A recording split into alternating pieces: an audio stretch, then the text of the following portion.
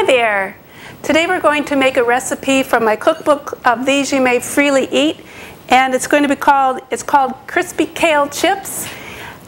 This is a really fun way to use your greens, and we're going to dry them in the food dryer. So first of all, you need to have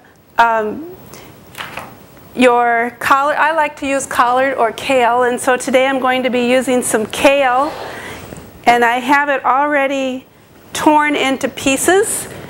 So here we've got some whole kale leaves, and then what I do is I just pull it off from the stem. In the case of drying, I like to take it off from the stem because it really doesn't dry up that nice and crispy. It stays kind of tough. So if you will pull it off from there, and then you'll get about 6 cups lightly packed. I'll mention that with these stems, they've got a lot of calcium in them. So I like to save my stems and cook them on the stove with the rest of my greens. Now that we have our greens here, we're going to put them in the saucepan. And you'll find that these are going to shrink down to not much of anything. And then the recipe calls for 1/3 cup of water. And I'll turn this on right now. And now if you wanted to, you could just do it just like this. You don't have to add any seasonings, but if you want to do something a little special, I have a tablespoon of lemon juice. And then here I have my seasonings. I've got some yeast flakes, some nutritional yeast flakes, some onion powder, garlic powder, and salt. So I've got 2 tablespoons of yeast flakes, 1/2 teaspoon each of onion powder and garlic powder, and 1/8 teaspoon of salt. So I put that right in here and then shake it down a little bit, and then I'm going to let this come to a boil.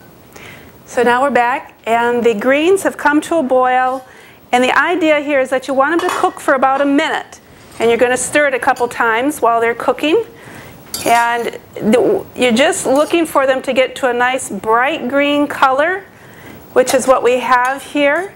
If you can see this nice, pretty bright green color.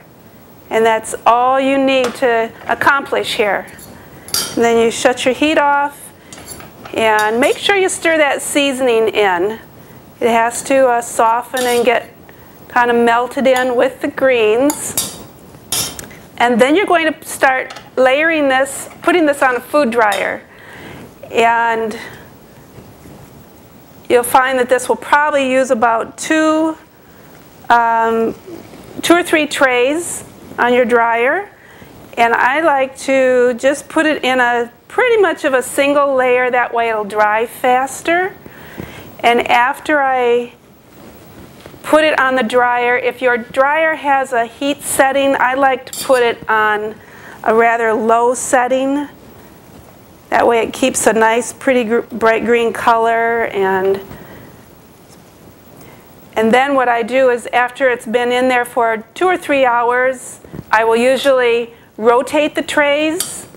That way it'll dry faster. And this is going to take about, that piece didn't get quite melted in there, so I just want to give it another quick stir. But this is going to take about 4 to 8 hours, and it just depends on how many recipes you want to do at one time. And you get the idea. There's a few more in there I'll spread around, but I'll just show you what it's going to look like when it's all done. Here we have the kale already dried, and it's not totally green just because of the seasonings on here, but the seasonings add a lot. They taste really nice on here. So you've got it crispy and dry. Now the best way to store this is in a glass jar. That way it'll keep the moisture out, and it'll keep the crispness in there. You can use other greens if you'd like to try, but to me, kale is a mild green, has lots of calcium, just like other greens, but it has a more mild flavor, and it just picks up these flavors really nicely. All right, well, thanks, and have a great time working with your greens in your garden. Bye-bye.